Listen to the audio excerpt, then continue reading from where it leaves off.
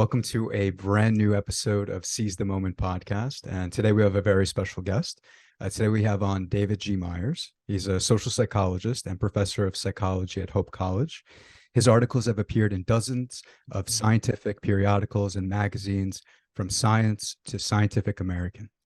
He's also the author of more than 15 books, including psychology's most widely read textbook, which has sold more than 8 million copies worldwide, and general interest books, including Intuition, Its Powers and Perils. His newest book, available now, is called How Do We Know Ourselves? Curiosities and Marvels of the Human Mind. Welcome, David, and thank you so much for coming on. Thank you so much, Alan, for welcoming me. Absolutely. So as we usually do, we're going to start off with a passage, in this case from David's book. So David wrote, psychological science has taken some body blows of late, with famous findings challenged by seeming failures to replicate them. The problem isn't just that some prolific researchers fake data, and that the famed psychologist David Rosenhan and Heinz, and I'm going to butcher this name, Heinz Eisnick, have been accused of doing likewise. Every discipline has a few self-promoting deceivers and more who bend the truth to their side. And it's not just the critics arguing that a few celebrated findings, such as the tribalism of the renowned Stanford prison experiment and the Robbers Cave experiments, were supposedly one-off, stage-managed happenings, or that some findings of enormous popular interest, brain training for older folks, implicit bias training programs, or teaching two learning styles, all produce little enduring benefit. The problem is that certain other findings have not been consistently reproducible. The effects of teachers' expectations, power posing, willful depletion, facial feedback, the feeling the face you make, and wintertime depression, aka seasonal affective disorder, have often failed to replicate or now seem more modest than widely claimed. Moreover, the magnitude and reliability of stereotype threat, growth mindset benefits, and the marshmallow test, also known as showing the life success of 4-year-olds who delay gratification, are, say skeptics, more mixed and variable, more modest than often presumed. Who boy, what's left? So I love that, and I want us to start there for the simple fact that, well, first of all, I mean, obviously you're a psychologist, but then also for the fact that I feel like in terms of psychology research, it seems like it's not a new thing, but it has been sort of a problem that it's called a soft science. And essentially it's kind of, or has been for ages, kind of cast off to the side, as opposed to something like chemistry or biology. And so here you now have this crisis, or, at least a seeming crisis, where now people are saying, well, we've been telling you for years, you shouldn't take psychology seriously. How do you know all of that mental stuff? How do you know all of the stuff that's going on in people's minds? A lot of the data is actually not verifiable. So what I love is in your book, this is obviously a little bit toward the end, but I still think it's better off for us to start off there. You actually argue that it's not so simple, that there isn't such a replication or much of a replication crisis per se. So can you talk a little bit about that and why psychology is still important? Sure, boy. And indeed, the whole book is an attempt to answer by identifying a whole bunch of scientifically established marvels of the human mind, phenomena of our behavior and our thinking. But you're absolutely right. Leon, there are so many. First of all, there's been so much criticism of psychological science of late for phenomena that seem not to replicate or are, even in the worst case, fraudulent. That's a problem with every discipline, but that's how science progresses. It's like climbing a mountain. We go up, but then we kind of drop down, and then we go up again. We have our disappointments. We have to take back some findings. I author a textbook, as you mentioned, that covers the whole field of psychological science. So you might ask, in response to these failures to replicate these various studies, how much have I had to take out of the textbook in new editions? And the answer is almost nothing. That is, what you and your listeners studied in introductory psychology is still intact. Pavlov's phenomena of conditioning still are intact. What we've learned about sleep and dreams, about memory and learning, thinking and language, sensation, perception, the whole corpus of that body of knowledge given us by psychological science is still alive. And thus, I had to, in response to one big article that looked at 100 different studies that had tried to replicate and found that about half of them had trouble replicating. What did that do to our text? It led to a change in 1/2 sentence. Wow. So basically, there's what's left is everything, and there's so much to celebrate, and that's why I'm excited about reporting on psychological science and the wonders of our humanity, because there is so much that's solid and well established. Yeah. And so the first thing that comes to mind, I think usually for a lot of people, is Freud. And we tend to think that Freud has been almost completely debunked. So people would say something like, well, there's no such thing really as an Oedipal complex and the unconscious. Like, what is that? This little kind of ghost in the machine, so to speak. That doesn't exist either. But you would argue that that's actually not the case. And there's something called dual processing model of the mind. Right. So even though it's not the same thing as maybe Freud would have posited, it's not actually that far off either. So can we start there? Sure. So, I mean, if we talk about some of Freud's ideas, psychosexual development of young children, that hasn't really passed muster too much. What about the big idea of repression, that painful experiences we banish from consciousness? That idea doesn't pass muster either, because you have a horrible experience, a traumatic experience in wartime. You witness the death of a parent. You have a tragic experience because of a natural catastrophe. You're haunted by those memories. You wish you could repress or forget them. So repression doesn't pass muster. But Freud's probably biggest idea is that much of the mind is unconscious. It's out of sight. It's beneath the surface. It's what we now in contemporary psychological science call implicit, referring to our attitudes and our memories, which may be conscious and explicit, but to a very large extent, they're also unconscious, automatic, and implicit. And there's a whole science exploring those. That's not Freud's unconscious, which was seething with aggression and sexuality. It's a different sort of cool unconsciousness where information is processed. But Freud was right. The unconscious mind is huge. And David, can we talk a little bit about that? So what is dual processing in sort of layman's terms? Like, what would that actually look like? So what is it that we're actually taking in, and how would that sort of manifest in terms of our decisions and behaviors just overall? Sure, that's a great question, Leon. And you can sort of think as there's a high road and a low road to the human mind. The high road being what is deliberate and conscious and intentional, and the low road being the other level of processing of information, which, by the way, Daniel Kahneman, in one of the great psychology books ever written, Thinking Fast and Slow, it's really about those two tracks of information. So to give you a practical example, one phenomenon it just blows me away, explored by a University of St. Andrews colleague that I got to know when on sabbatical there, is a phenomenon called blind sight. It's the tendency of some people who are blind and have no conscious awareness of what is in front of them to nevertheless act as if they could see, to, when walking down a hallway, avoid an object that's in their path that is unseen to them. Or when asked to take an envelope and put it into a slot that's at a particular angle, will say, I don't know where it is. I can't do it. We'll guess. And then they'll nevertheless get it right most of the time, suggesting that there's what they call sight unseen, some unconscious information processing in the visual system that's not accessible to consciousness. So that would just be one example. And then we have other examples, of course, of implicit memory. I mean, my father, for example, was one of those who, because of a brain bleed late in life in his 90s, lost his ability to form new conscious memories. And so we could tell him what we were doing for dinner, and 5 minutes later he would ask what we're doing for dinner. Or I had to tell him 8 different times that his brother-in-law had died, and each time he was shocked by the news. And yet such people can form implicit memories. They can learn new skills. They could learn potentially how to play a block stacking game or how to play golf or something like that, and yet have no knowledge that they have this memory.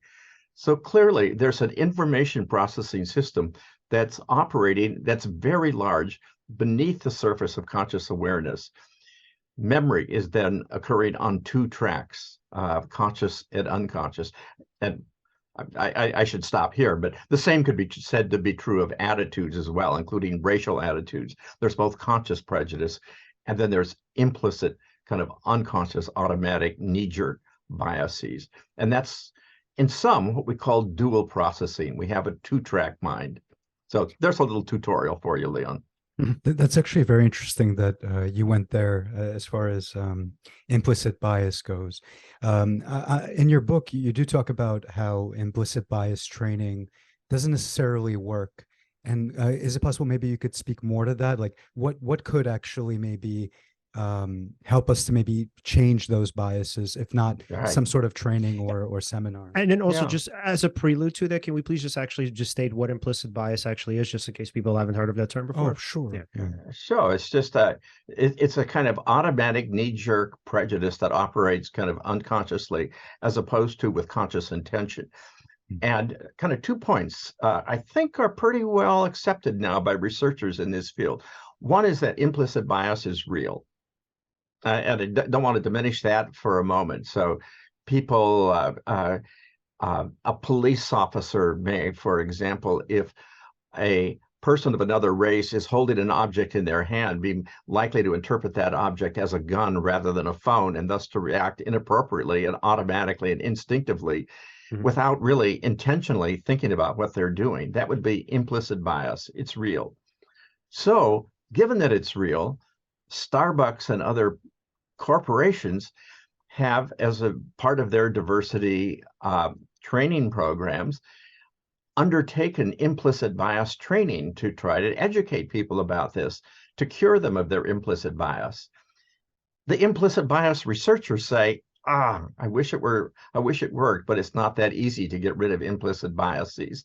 And so the training programs are largely seen to have been not real effective. And so the solution seems to be for organizations rather to create structures and policies and procedures that minimize bias without having to trust people's not having implicit bias. So, and is that because essentially when you're asking a person like, hey, are you racist? That person is like, no, what are you talking about? Of course I'm not racist. I don't have any of these terrible beliefs, but obviously, the kind of knee-jerk activities show otherwise. So is it that, on the surface, they already agree with the training programs, which is why they've been pretty ineffective?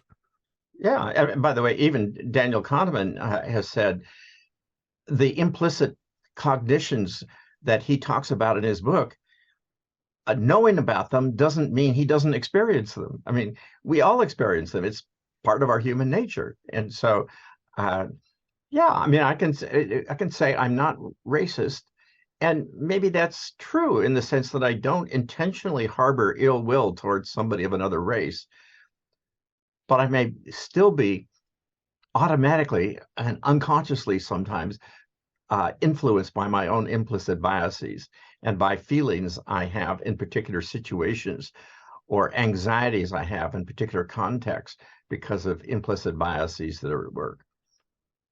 Say someone were very interested in training themselves to have a sort of a different implicit response, right? Like to alter their implicit bias. And let's say it's not in a corporate environment where maybe their behavior could be shaped by certain policies that may be enacted by that company.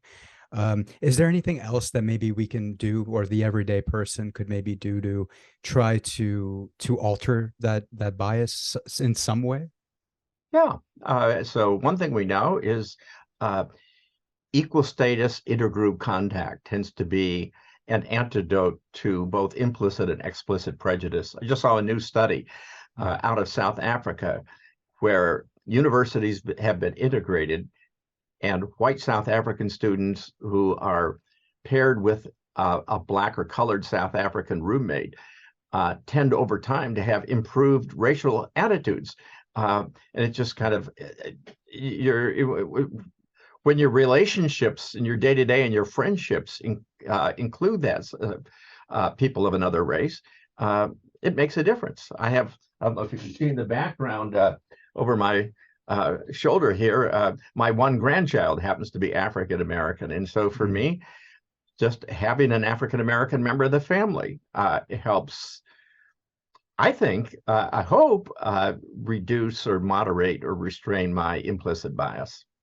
Yeah. So, Yeah, friendly equal status contact, where we simply practice cordial, cooperative, loving relationships with people matters. Yeah, Yeah, and you also mentioned literature and film as well, which seems to be really helpful, especially if you're living in an area where it's not very multicultural. It seems to have really worked really well with kids, especially in reading like children's books about different types of communities, ethnicities. Sure. There was, what was so interesting? There was, I remember, have you guys read Heart of Darkness by Joseph Conrad? No, Well, but I'm I've familiar with the title, but I haven't read it. Oh, okay. So Apocalypse Now, obviously, the movie, right? So it's based on that book. So it's not exactly because it's in the Vietnam War, but the book is pretty much the foundation of the film, right? So there was a book called When Things Fall Apart. And so Things Fall Apart was essentially the response to Joseph Conrad's Heart of Darkness. So I remember reading about this in a literature class in college, and I really loved it. And here's why. So Heart of Darkness essentially depicted the African people as just like completely tribal savages. So not to spoil it for everybody, but I mean, this book is ancient at this point. So the book ends essentially with the main character, and he's like the god of this tribe, and essentially like they're all barbaric, and he's about to be killed, and he says the horror, and essentially it's a racist book. So when people read it, they're like, oh my god, I would never want to go to Africa. This is horrendous. So of course, When Things Fall Apart was written, it was written, and I think the main character's name was Okonkwo. So it was written essentially about African tribalism and about a specific African tribe, and essentially it was about how colonialism came in, and essentially the imperialist powers came in and took over, and how they wanted to impose Christianity on them. And you kind of get to see that these people are exactly like these colonial masters, they were overlords or whatever you'd want to call them. And so Okonkwo, as a kind of let's say the general of the tribe, had similar problems to the kind of the white general. And then the religious principles were actually very similar to the Christian principles, where they believed in the single God, although that single God had kind of like its different manifestations. But essentially the Christians in the book accused them of what's the word? Not polyamory. Polytheism. Polytheism. Well, I was going to say polyamory. Yeah, so polytheism, right? And then the Africans are like, no, we don't believe in multiple gods. We believe in the supreme being, and all of these are just manifestations of it. So essentially through this book, and I mean, it's mostly written for like children and adolescents and teenagers, but the idea is you get to see as a challenge that people in different sort of countries, different tribes, kind of so to speak, they're very similar to what you're actually encountering in the day-to-day in this case with white people. So what I love about literature is, again, on the one hand, you have propaganda, or I don't know if I would call it that, like Heart of Darkness, but then on the other hand, you have this great book like When Things Fall Apart, and essentially you see that there's a sort of commonality there amongst us that makes us all human. And yes, religion happens to be one of them. Sure. And so you can have, in a sense, vicarious experiences that are also meaningful. Film and theater, by the way, as well. There's just some new research out I shared with my theater colleagues on how attending and witnessing and experience things in a theatrical context can increase people's empathy for the context that they're witnessing. So good point. And Harry Potter, I gather, has done this for children by giving them vicarious experiences of exposure to different people. Alan, did you learn anything from Harry Potter? I've actually never read it. Well, this is going to be a very strange point. I'm not sure how we got to Harry Potter, but yeah, in the 7th book, if I remember correctly, so there's this one moment in the book where Voldemort is speaking, and everyone can hear them in his head, and it hurts to hear him speak. And the way that they kind of treated Voldemort in the book, I don't know, it felt allegorical, as if they were referring to him like as not just him as the character, but as if he was like this voice in their head, kind of like the ego kind of pestering them. And it would hurt them to, give into this voice or identify with this voice. And that was very interesting. And then I suppose Harry Potter having to sort of conquer Voldemort, or the ego, essentially, in order to, win and save the day, essentially. It was interesting. So I'm not sure if that's exactly what they were trying to portray in the book, but for some reason it made me think of that when reading it, and so it impacted me. Yeah. And David, and in terms of racial issues, what is Harry? Because I remember, again, I haven't read it. So, what does Harry Potter actually sort of kind of profess? No, I haven't read Harry Potter either, except I know it's been credited for the diversity that's built into the book and for influencing children in a positive way. Oh, very interesting. Wow. Okay, cool. Yeah, because when we're thinking about like implicit bias training, it's very easy, just like Kahneman in some way, to feel defeated about it. Where you're thinking, well, if it's implicit, it seems like you can't access it. Because if on the one hand, the person is saying, well, I don't really hold these beliefs, and they consciously believe that they don't. But then on the other hand, they're obviously doing these things that they're in some ways kind of unaware of, or at the very least, probably Yeah. rationalize away. So it can easily make you feel defeated. So it's great that obviously these strategies are there. Yeah. Yeah, And because, and and yeah, and, and that's not to say that conscious prejudices are easily overwhelmed.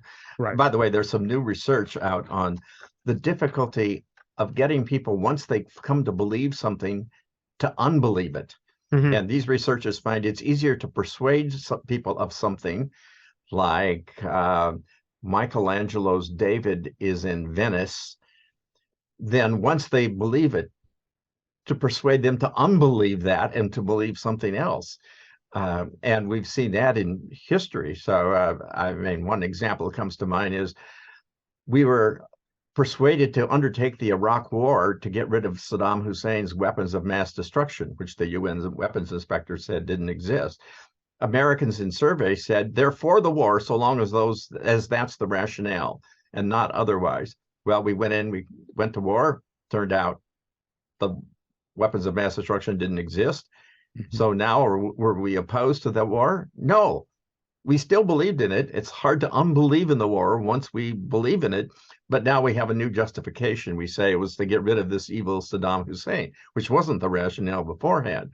So even conscious beliefs, when rationally attacked, the vaccines work. COVID is real. The 2020 election was not fraudulent. Vaccines do not cause autism, so forth. It's very difficult to disabuse people of well-formed beliefs once they've committed themselves to those. Mhm.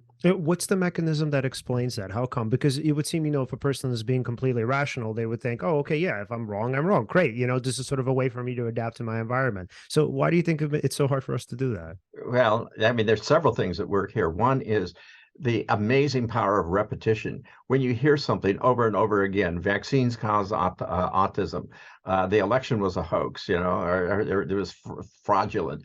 And that's repeated and repeated and repeated. People tend to believe, first of all, they tend to believe what they hear. We call it the truth bias. We're naturally disposed to believe what others say. That's adaptive in our ancestral history. Others are a valid source of information. And when something's repeated over and over again, it becomes more fluent. It slips in more easily, and it's harder to forget. So repetition is one thing. And then, of course, there's other mechanisms like confirmation bias, which is making it into the public awareness now, the tendency to seek out information that confirms rather than refutes what we believe. So if we want to test our beliefs, we could test them by trying to disprove them, but we're more likely to test them by seeking evidence that confirms them, and usually seek and ye shall find such evidence, and that tends to sustain them. And then there's another phenomenon that I cut my eye teeth on, and that is group polarization, my eye teeth in social psychology. What we did in our long ago experiments is bring people together who share common attitudes. We've talked about race, so it could be racial attitudes. So we group high prejudice people with others who share their views, and low prejudice people with others who share their views. And then we have them discuss some racial issues. And we find that at the end of that discussion, they're even farther apart, the high versus the low prejudice, than they were at the beginning. And when we did this research, little did we expect that this group polarization phenomenon, as it's called, would be, in a sense, put on steroids by social media and cable television and all the mechanisms that allow us to then find and isolate ourselves with others of our tribe, to talk within our groups and to become more extreme in our views and to have stronger antipathy towards others. And thus to, yeah. So anyway, those are repetition, confirmation bias, and group polarization are among the phenomena that helps misinformation take root and then deep root and be very difficult to change.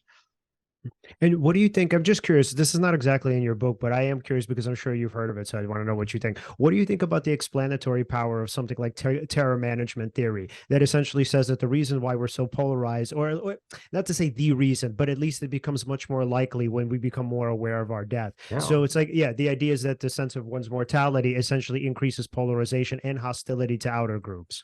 Leon, I'm impressed with your knowledge of psychological science. That was inspired by a book by Ernest Becker having to do with fear of death and death anxiety. And Alan's favorite book. Yeah, oh, really? I mean, when I first heard of that, I thought, oh, that sounds awfully kind of Freudian. But you know what? There's a whole solid field of very good research done by very credible social psychologists on terror management. That is, on how people deal with the anxiety regarding their awareness of their own mortality. And so if you put them in situations that remind them of their mortality and their eventual death, it does have effects on their thinking. So my short answer is the terror management research is very credible.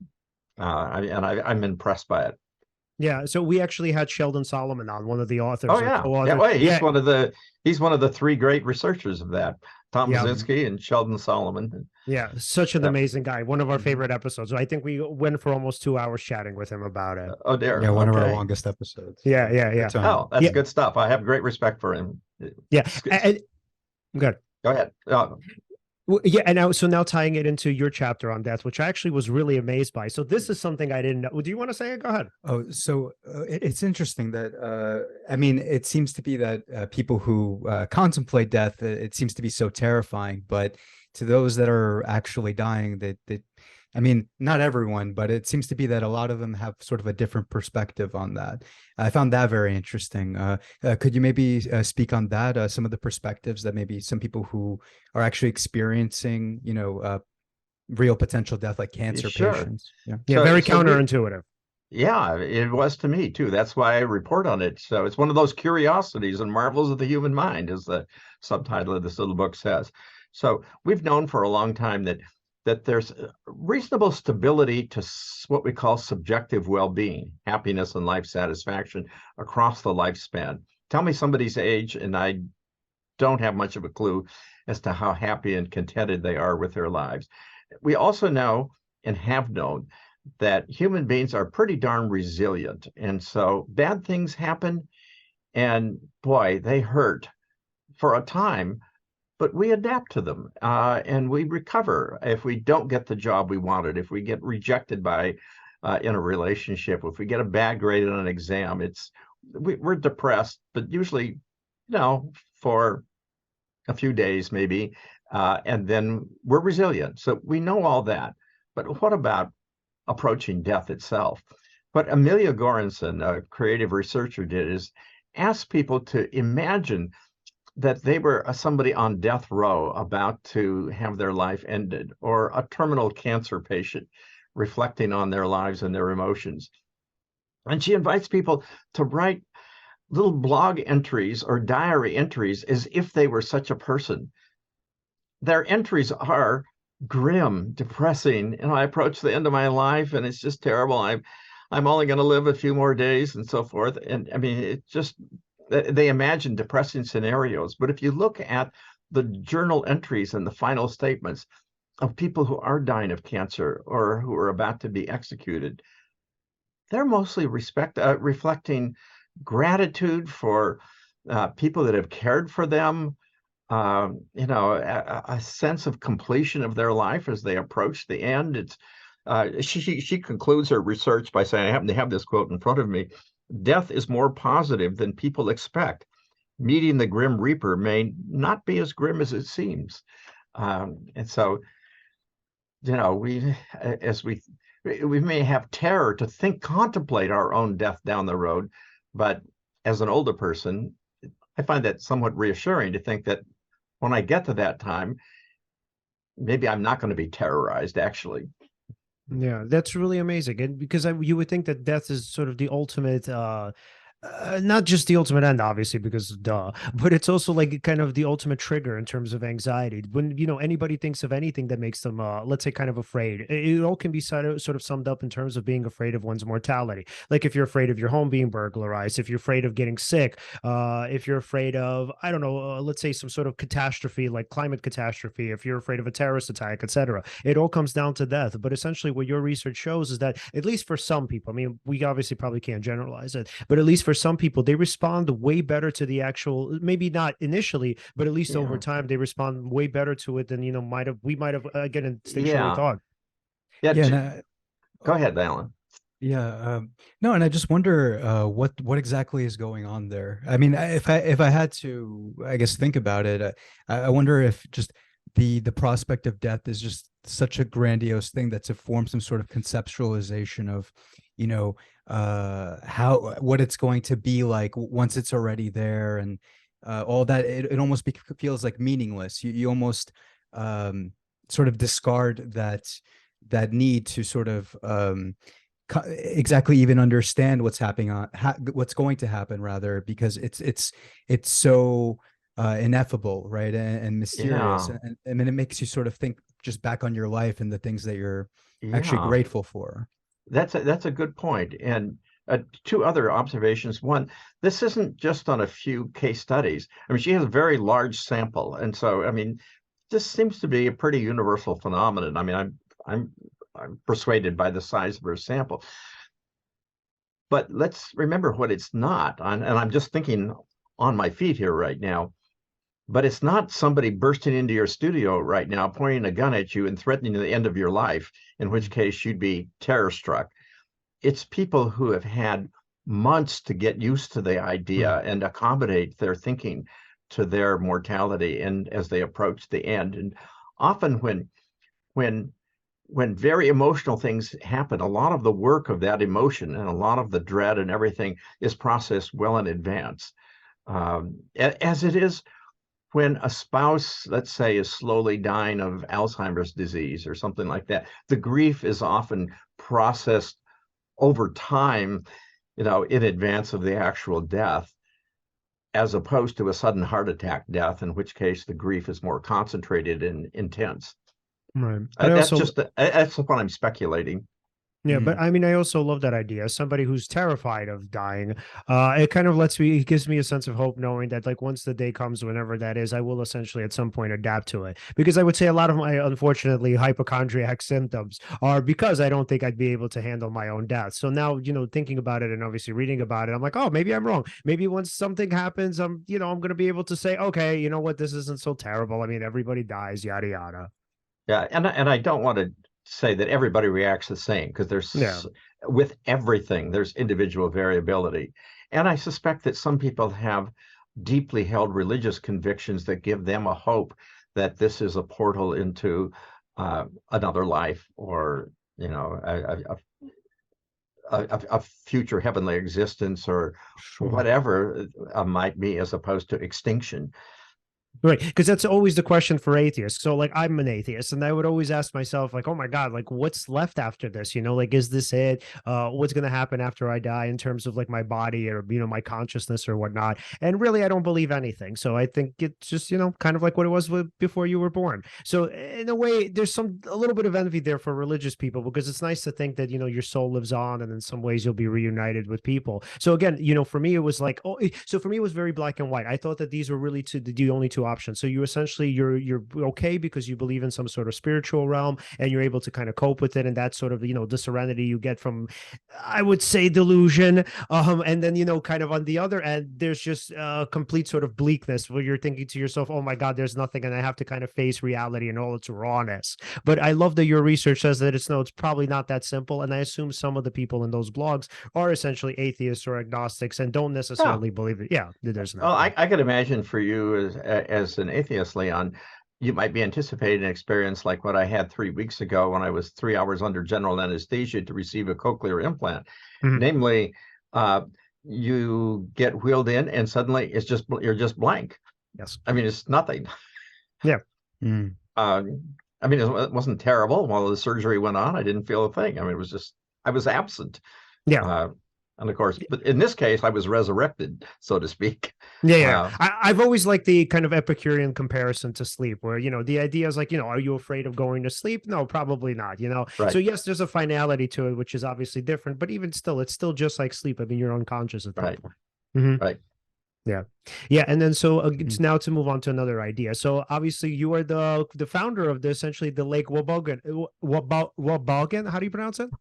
Wobegon. Wobegon. Wow, I was off. The Lake Wobegon effect, right? So can you tell us about that and how you came to it?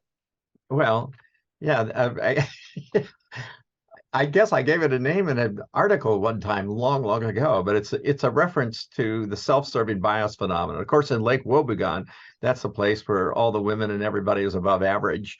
And that's sort of how people view themselves. And we have this phenomenon that we know is self-serving bias, which is kind of a psychological science version of the deadly sin of pride. And it comes to us in two forms. One is the tendency of people to think that on any subjective, socially desirable dimension, they're better than average. So compare yourself to the average driver. More than 90% of Americans think they're better than the average driver. Mhm. What about ability to get along with others? In one College Board survey of several 100,000 people taking the test, like 98% of students thought they were better than average in the ability to get along with others. What about in morality or ethics? Again, virtually everybody thinks they're better than average. And so, again, if it's a subjective, socially desirable dimension, we think we're better than average. And of course, and by the way, this has implications when salary raises are handed out and the average employee gets an average raise, but the average employee thinks they're better than the average employee. They're going to have a lot of probably mostly unhappy, dissatisfied people who feel like they're not being justly rewarded. So that's one version of the phenomenon. The other is how we explain to ourselves good and bad things that happen to us. When good things happen, get a high grade on an exam, a sales call goes successfully, you succeed in a relationship, people tend to attribute that to themselves, that is to credit themselves. But when things go badly, low graded on an exam, you fail on a sales call, fail in a relationship, you tend to make what we call an external attribution or explanation of that, to shuck the blame. And so the tendency of people to make internal attributions for good events and external attributions or explanations for bad events is the other version of self-serving bias. And together they form what we could call, I suppose, the Lake Wobegon effect, the tendency to think that, hey, we're all better than average. And that self-serving pride, by the way, serves a positive purpose. If we believe in ourselves and we're optimistic and we think we can do it and we're better than average, we're more likely to venture out and succeed at things. But it can also lead into ill-fated relationships and conflict and international war and, bad things happening too, when you think you're more moral and deserving than other people, and that others are to blame for a problem in your relationship or whatever. So I ran on a little bit there, but that's no. So please, this is great. Yeah. No, I've definitely done this before. I'm sure. Yeah, especially like in a failed relationship or something like that. In the beginning, I would maybe attribute it to maybe something the other person did, but then I'd have to, kind of wisen up a little bit and be like, okay, no, maybe it was me, maybe something I did, and all of that, and being aware of these sorts of biases can be very, very useful. Right? Yeah, absolutely. By the way, a Princeton researcher, Emily Pronin, has even found most people think they're more humble, that is less vulnerable to self-serving bias than others, which is another form of self-serving bias in and of itself. Yeah. And so can't win. I really identified with your speaking of, since we were on the topic. So speaking of pride, I really identified with your chapter on pride. So last year I actually wrote an article on pride. So I pretty much kind of touting its benefits, essentially saying that we needed more pride rather than less. And I essentially compared it to narcissistic pride, which is really different from what I would call kind of more like healthy perfectionism, or whatever, for lack of a better term, healthy pride. But interestingly, even then I kind of came around.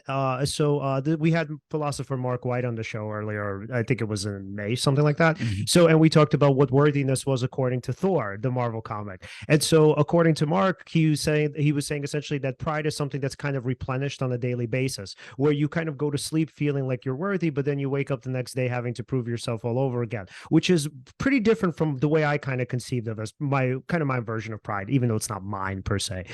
So the way I kind of conceived of pride was that essentially this combination of all of the things that you've achieved, and then you would sort of counteract that with all of the sort of failures, or kind of the things that you maybe sort of fell short of, and then you kind of have an assessment as accurately as possible of self-esteem. And for me, that was a healthy sense of pride. But for Mark, he essentially said that, like, well, so we didn't talk about that specifically, but he essentially said that, like, no, you're constantly proving yourself, because you can't fundamentally be a good person all the time. It's just not possible. It's not black and white. It's not, one day you just wake up and you're like, oh, I've got it, I'm a good person today, because you're constantly challenged by temptations. You're constantly put in difficult circumstances, and they may even be increasing. They may be difficult in different ways for you. Maybe one thing is a temptation as opposed to another thing that possibly isn't. And so essentially you're constantly kind of rejuvenating yourself, or rejuvenating your sort of sense of self, rather. Mm-hmm. And so what I loved about your kind of understanding of pride is that essentially it's a little bit like that, where we shouldn't really feel proud, not in the way that at least I would have, or I did, the way that I conceived of it, in the sense of like, okay, here are these hard fought victories that you should always hang on to. That was really what important for me in the beginning of the year. But now I kind of see it differently, where, essentially that pride, even though I still wouldn't call it a sin. I don't think it's a terrible thing, especially if not in excess. But you can certainly see now, when you contrast your level of pride with someone else's, you would say something along the lines of like, let's say, you wake up every day feeling proud of yourself, as opposed to thinking you have to prove yourself. You can see how that can say, or that can translate into, well, I'm great, you're not. My group is great, your group is not. So it's sort of interesting how pride on the one hand seems like this really great thing. And I mean, we would still, I think, need to find a balance with it, because pride in itself is not terrible, but it's interesting how when we look at the downside, it's kind of really difficult to escape the fact that if you're proud, that automatically means that you're better than someone else. Mm-hmm. Right. Boy, great observations. And so there's some related concepts here. I think of pride. You've mentioned narcissism. Humility would be kind of how does that fit in? And so a healthy pride, I think you're saying, Leon, is doesn't require disparaging oneself. That's not what humility is. It could be recognizing one's strengths realistically. Yeah. And management, that strengths-based management seeks to help employees recognize what their strengths and skills are, to celebrate those, to build on those, to accentuate those, but in a realistic way that's not self-inflating, that doesn't overvalue self. At the same time, humility isn't undervaluing self. It's not thinking less of oneself than one should. It's thinking of oneself less and focusing more on others. By contrast, narcissism, which is kind of an unhealthy pride, if you will, well, the scale that measures narcissism in psychological science experiments has items like, if I ruled the world, it would be a better place. I think I'm a special person. I mean, it's an inflated ego. It's an inflated self-esteem. And it's one that, when punctured, reacts with great anger and so forth. And it's easy for me, as I speak these words right now, to think of a particular person who embodies this trait. Narcissism is not the same thing as healthy self-esteem. Healthy self-esteem, which is a healthy pride, can coexist with humility, which is a realistic appraisal of one's strengths, but also an attitude that focuses beyond oneself, not on oneself, that focuses on one's calling, that attends to other people, and so forth. And so, to me, that's kind of a vision or an understanding of healthy pride. And that's exactly what you were talking about before in terms of the Harry Potter book, with kind of alleviating the ego, or the, grandiosity of it. Well, again, as far as Harry Potter goes, it's been some time since I read it, but in your general, concept, yeah. But I can definitely resonate with that sort of idea, right? I mean, essentially, if you're so egocentric, you're concentrated on me, my needs. What do I want? What does this person think of me? Everything's in relation to me, essentially. But when you kind of get out of that a bit, maybe ease up on that identification. Essentially, you could actually have more resources to think about others, right? And be of service to them, be of value to them. Yeah. Yeah. And David, what I really loved is that essentially your version of narcissism is very different from what I'm used to in therapy, so I'm a therapist. So it's very different from our kind of conceptualization of narcissism, which essentially posits that it's an overcompensation for severely low self-esteem. So can you tell us a little bit about your research and essentially the belief that narcissists are what they seem to be? There's, at least in your understanding, no underlying alternative. Yeah. I love well, that.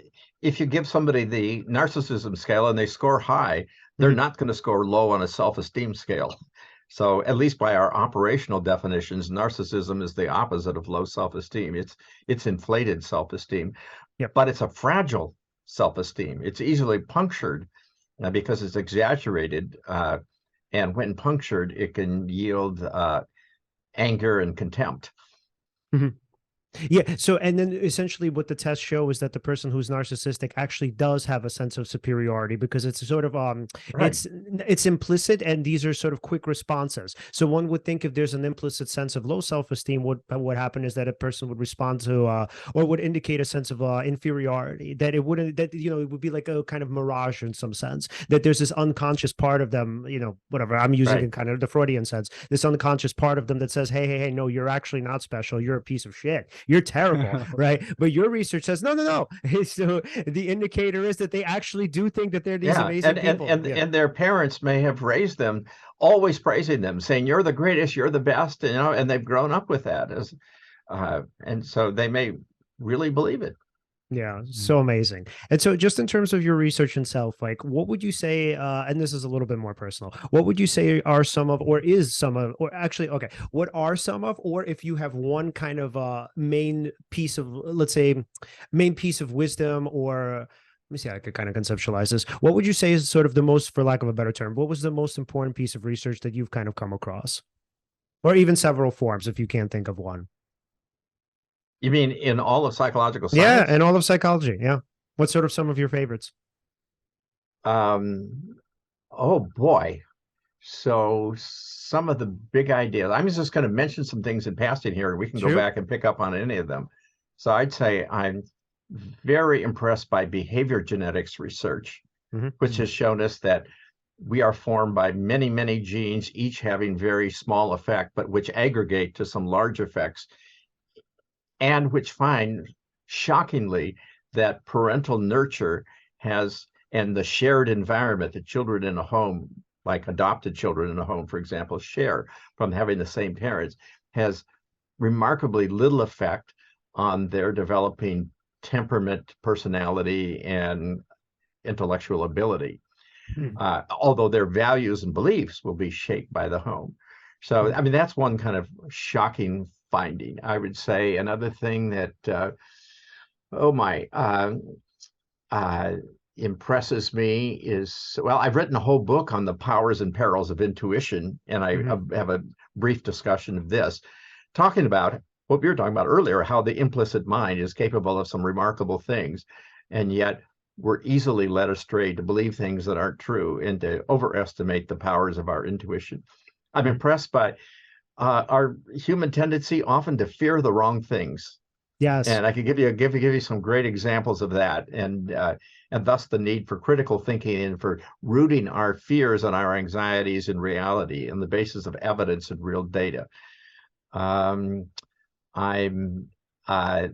struck recently by research on what I call the happy science of micro friendships, how reaching out to people in small ways by striking up conversations on a bus during a commute, or with a barista at the coffee shop, or sending a gratitude note to somebody that has done something nice for you.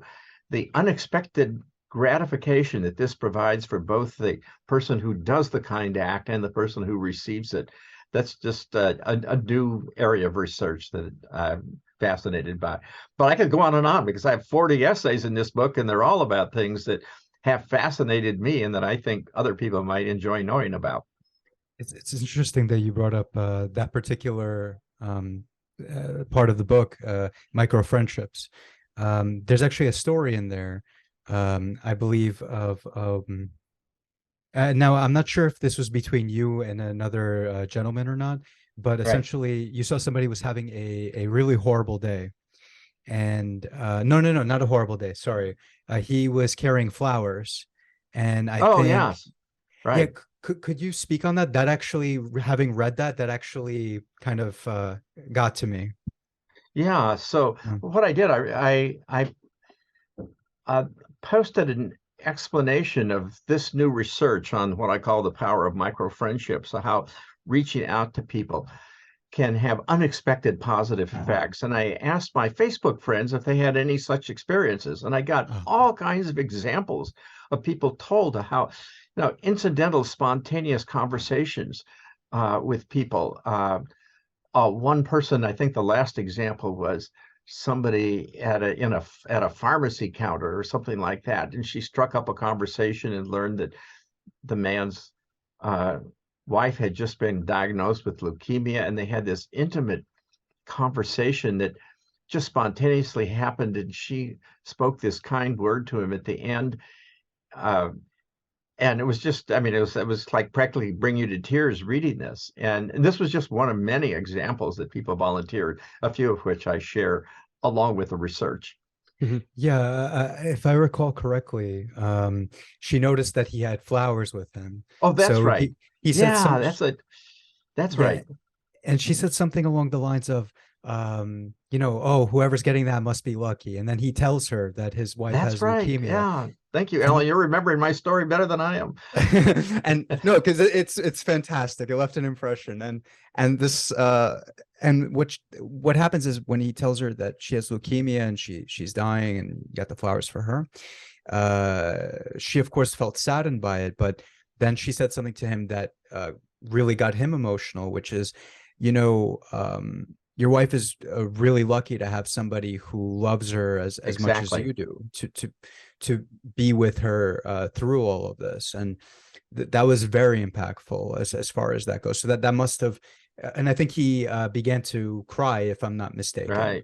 Yeah. Exactly. And that's such a big deal. It's a micro sort of interaction, a micro Right. friendship, right? But They'll never see each that's other again, important. but something significant Yeah. just happened there. And Yeah. so, and by the way, Nicholas Epley at the University of Chicago has done a lot of this research on what I'm calling micro friendships, reaching out to people in everyday situations, to strangers. And he finds that two things that are of interest. One, the positive effect of that is so much greater than what people anticipate. So it's an unexpectedly, I mean, you'd think that would be good, but it's more good than you realize or than you predict. The second thing is it's good for introverts as well as extroverts. Extroverts more naturally do this, and you think this might be painful and awkward for introverts. No, introverts at the end of the day, having been coaxed into these experiences, also feel happier. And Wow, I so do love. those who receive the gift of their kindness. Yeah, Mhm. okay. And then so we have to focus on behavioral genetics. So I know a lot of people hate it because especially on the left, even though I do consider myself to be a progressive liberal. But there are many people on the left who hate behavioral genetics. I think they don't like the fact that sort of people are boxed into particular traits. But can we actually talk about the research and how essentially that obviously the environment contributes a lot, but yes, there is still such a thing as a temperament. And yes, that temperament is mostly affected by the person's, by parents, by essentially your genes, by where you come from.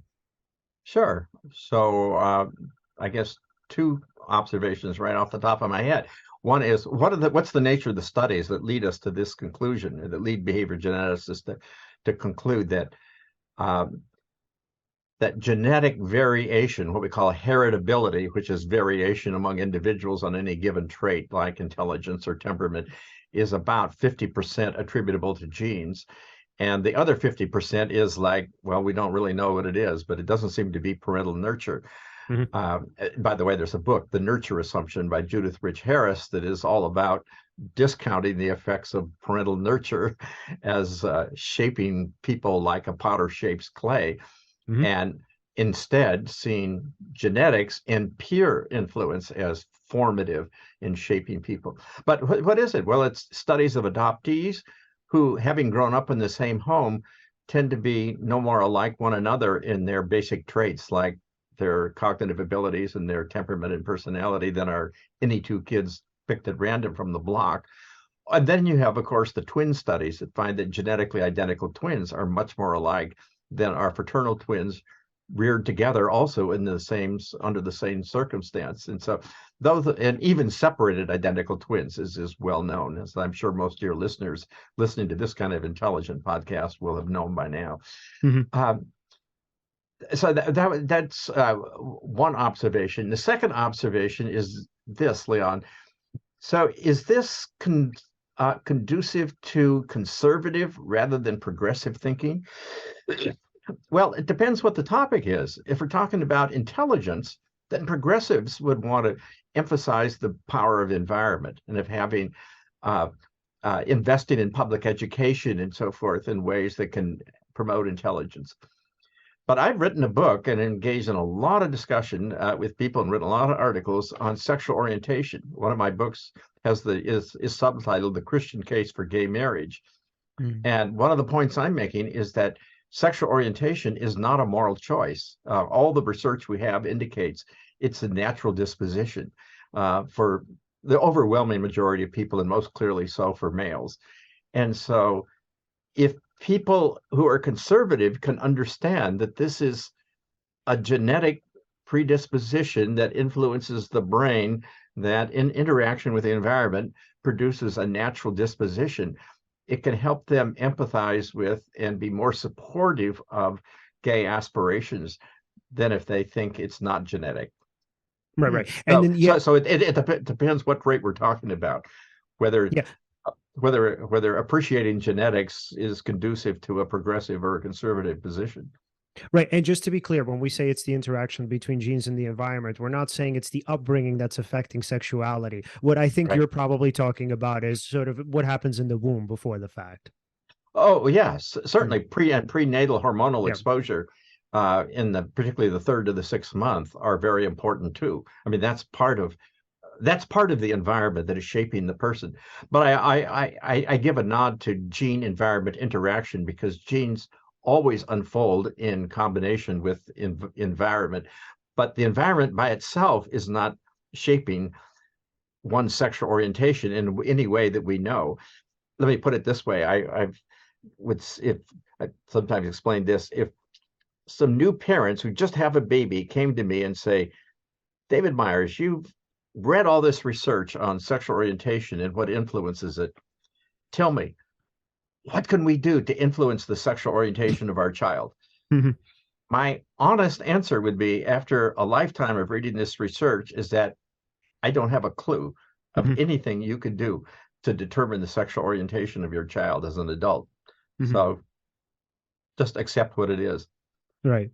And then but how do we quantify, let's say, the impact of genes as far as the environment? How can we say, let's say genes are 50% responsible for X trait, and then let's say something else is responsible for, or the other 50% is responsible for the rest of it? Well, that now we get into the kind of the statistical technical stuff of how you compute heritability. But that's the beauty of twin studies, where you compare like identical and fraternal twins, and you can mathematically factor what are the different components that are influencing what the measurable trait is.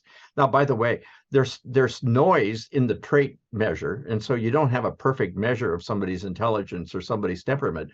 Right. And so genetics, even if they were 100% determinant of that, aren't going to, in a study, predict 100% because you have a noisy measure in what you're measuring. Yeah. So, and I love that, it's like when we think about, we often tend to simplify, what it means to be a human being. And I think it's much easier for us just to think about the environment as being sort of not maybe the only factor, but the main factor, because we like to think of ourselves as being in control. But people are really scared of just thinking about it in terms of genes, which, I mean, honestly, the only thing you could really do if you don't want to have something wrong with your children is obviously just not have children. But I think for all of us, it's much easier just to think of the environment as this thing that's not only obviously within our control, control, but as the only thing that matters, which is why I think for the most part, people on the left, I mean, obviously, as you said, on the right too, but people on the left really, I think, struggle with this is because we like to think as long as we create a sort of socially just world, we will significantly reduce the probability of harm being done to our children or of our children sort of becoming or having these particular traits. Mhm. If you think about mental health, we're thinking about particular diagnoses, and it's not really that simple. Yeah. Catherine Page Harden, who's a Yes. behavior geneticist at the University of Texas, has a new book, The Genetic Lottery, which is she's a very strong, committed behavior geneticist, but is trying to explain how this is entirely compatible with a progressive philosophy. And so the two aren't in competition with one another. By the way, just one, going back to the technical note for a moment, when we refer to the 50% heritability, people often think that that refers to the extent to which my intelligence or personality or whatever is genetically determined. No, heritability is the extent to which variation among people is attributable to genes. Now, that may sound like an esoteric difference, but to behavior geneticists, it's an important distinction. We can't say that your height, if you're 6 feet tall, that 4.5, that 5 feet of it is due to genes and 1 foot of it is due to environment. Right. It doesn't work like that. Right. Yeah, it's super interesting. All right. So, I mean, I'm glad that we covered so many different topics. And David, I got to say, man, I love your book. I love the fact that the breadth, the sort of the scope of it is really incredible. And I figured, and I didn't really think that I would learn anything new from it. I mean, because in terms of just it's kind of your field. Yeah, it is. Yeah, and I do this for a living. But I actually have. There were some things that really surprised me, especially the kind of the aspect of narcissism that we talked about. I actually didn't see that one coming, especially as a clinician, because we're trained to think that narcissism is always an overcompensation for low self-esteem. So I love that you wrote it. I thank you so much for coming on the show. And then before we wrap up, Alan, do you have final questions for David? Oh, yes. If we wanted to follow your work, and of course buy the book, where could we do that? You could have access to me and to anything I've done at davidmyers.org. All you have to do is spell Myers correctly. It's David, that's the easy part, DAVIDMYERS.org. And you can contact me. You can see links to anything and lots of free stuff online. Thank you for asking, Ellen. Yeah, absolutely. Thank you so much again for coming on. Hey, I've thoroughly enjoyed this. Thank you both so much for a stimulating hour. Absolutely. We'll talk to you soon, David. I hope you have a good night. Okay, thanks, guys. Bye. Take care. All right. Once again, time flew. Yeah. Well, all right. That was great. So if you guys want to follow us, you can follow us at Seize the Moment Podcast on Instagram, on Facebook, and on Twitter, we're at Seize_podcast. Like, subscribe, hit the bell on YouTube. And thank you so much again for watching, and see everyone again next time.